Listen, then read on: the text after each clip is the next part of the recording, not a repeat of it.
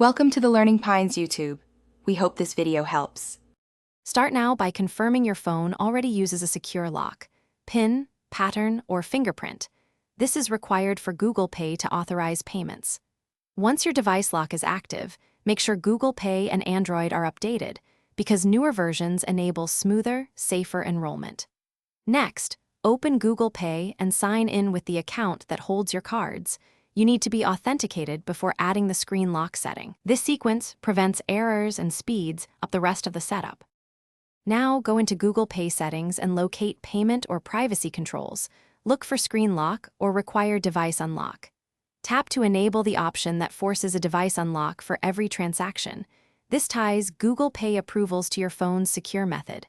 When prompted, confirm using your PIN, pattern, or biometric so the app registers the lock.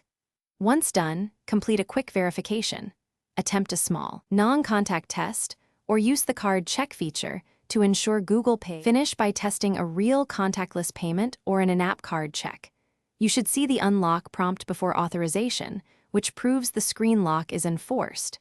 If that prompt doesn't appear, make sure Android's secure lock is active and that Google Pay has the necessary permissions. Sometimes toggling the setting off and back on helps. If problems continue, clear the app cache or reinstall Google Pay. And finally, contact your bank if a specific card is blocked. This resolves most remaining issues. Thanks for watching. Consider subscribing if we helped you.